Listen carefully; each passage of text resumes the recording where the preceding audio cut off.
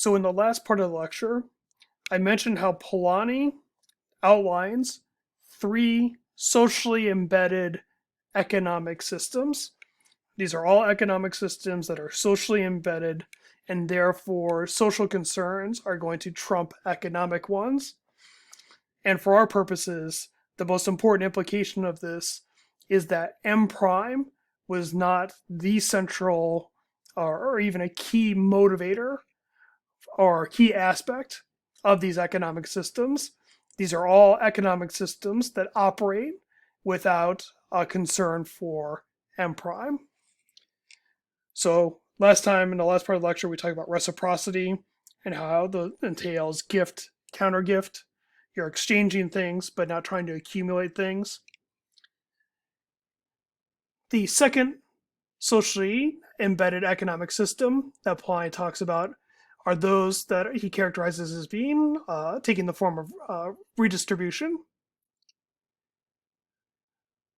And the general idea here is that you give over maybe all your goods or part of the goods that you have to a central authority that will then redistribute them to others in the community.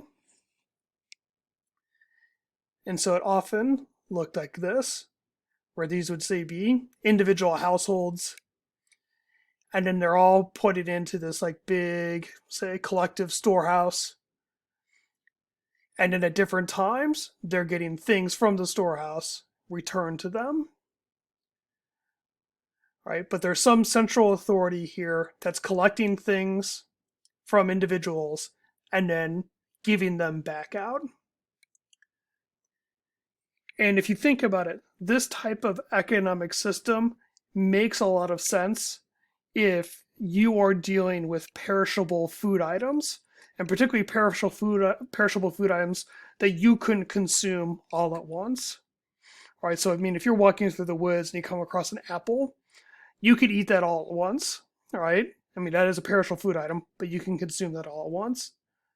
But say you're a hunting-gathering society and you were to take down, say, a buffalo, right?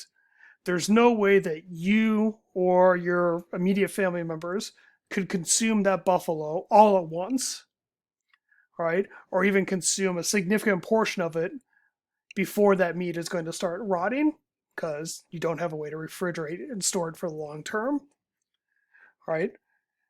We also know that if you're hunting big game, that's a very feast or famine situation because most times you go out hunting, you're not going to get something.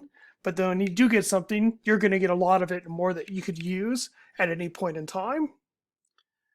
So if you have a system where, say, this is a hunter, this hunter gets a large game animal, right? He or she would give it over to, say, the head person of this of this tribe, and this head person would then divvy out different parts of this animal to different family members. And then the good thing is that, say, a week later, right, this person goes out hunting, they don't get anything, right? They don't hunt anything on their own. They don't make any kills, right? Because they're part of this system of redistribution, they are going to get something in return, right? They're going to get something from this collective pot. So they're going to be able to eat. And then the next day they're going to go out and maybe then they'll get lucky. But, if they not, but at some point in the future, we assume that this person will go out, they'll be able to get something. And then this person will give back to the central authority, the head person of this the chief of this tribe, right?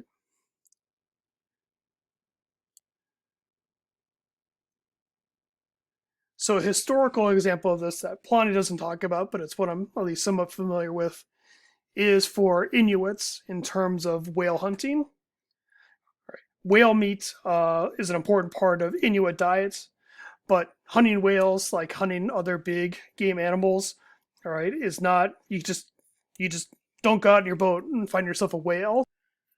So it's not easy to get a whale.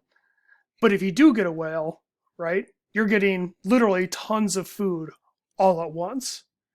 And there's no way that you, as a single person, or even if you're hunting with a small group of people, could consume that whale all at one time, or even be able to consume it over the matter of a few days or weeks, or however long it can stay preserved in this colder climate. So, historically, and even still today, because Inuits are given special permission to hunt whales within a strict quota system up in Canada. Even today, and this was the tradition of the past, is that if one Inuit community were to kill a whale, they would have a celebration where they'd bring other members of the community in, and maybe entirely different communities would come in, and they would have a big feast, right? And they would share the food that they had gotten from this whale. And the idea is, right, they're giving out this whale, like they're distributing this whale meat to these other members of the community. So when this group goes out and they don't find anything, they don't hunt the whale, right? They'll come back home, but if someone else has hunted a whale, they'll still be able to be fed. So this is a system that helps promote your economic security, but it's all done without the goal of profiting. There's no M prime here. It's just, and if anything, this system entails that you give away part of your things. So it's seemingly at some points, you're giving away your resources, but it's also at some future point in time, you'll get resources back. And then again, that will help ensure your existence.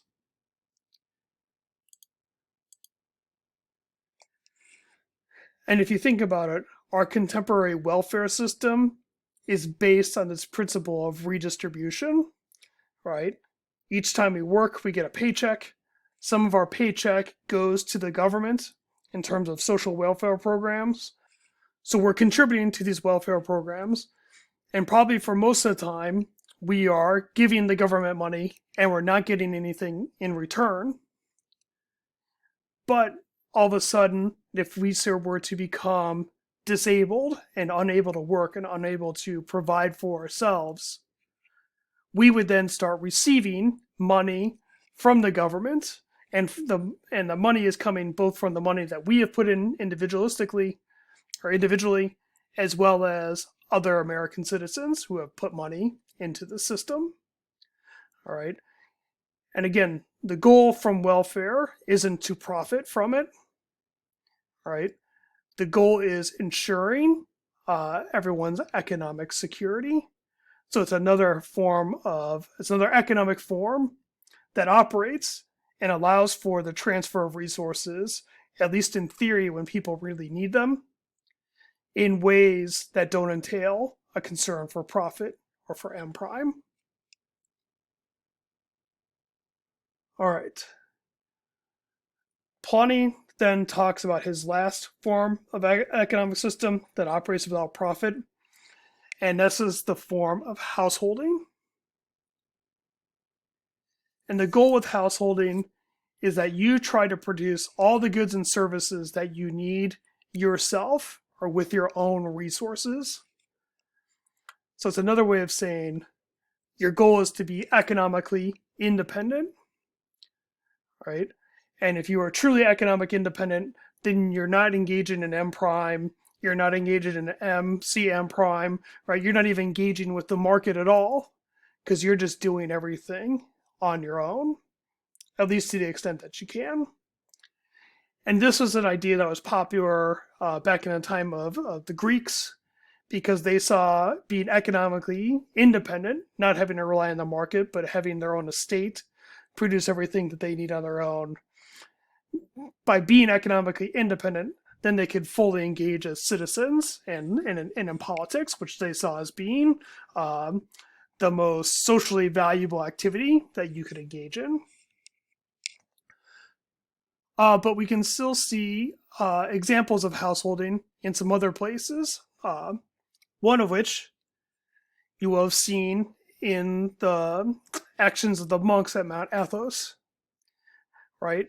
The monks tried to produce all their own food. They tried to produce their own electricity. They tried to provide their own healthcare. They tried to do everything on their own so they're not engaged with the market because the market is this world and they're concerned about the afterlife. All right. Another example would be people who either try to live off the grid, right? So they're not dependent on society's resources of like electricity, sewage, water, those sorts of things. And similarly, doomsday preppers, right? People who are stockpiling things in the event that the world goes to hell, that they can be self-sufficient. And so this is an example of part of the storage of food and other materials that a doomsday prepper has.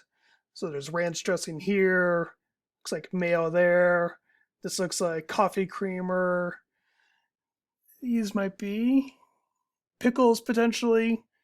Looks like yams up there. Looks like corn or peaches over here. There's some soy sauce. There's gin. So I guess this person's thinking of everything. There's olives.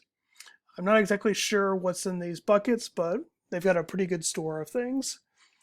And the idea for doomsday preppers is, if need be, if the world does go to heck, they could operate autonomously and on their own. They could satisfy their own resources. And again, with householding, you are trying to, you're looking out for your material welfare. So you are providing goods and resources, but you're not necessarily trying to profit from the situation. The goal is to be economically independent.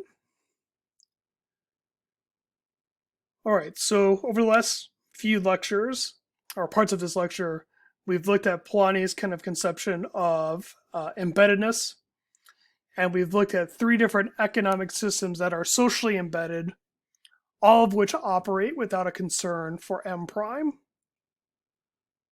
What we're going to do now is we're going to turn our attention to Weber and look at some historical roadblocks that stood in the way of the development of the spirit of capitalism.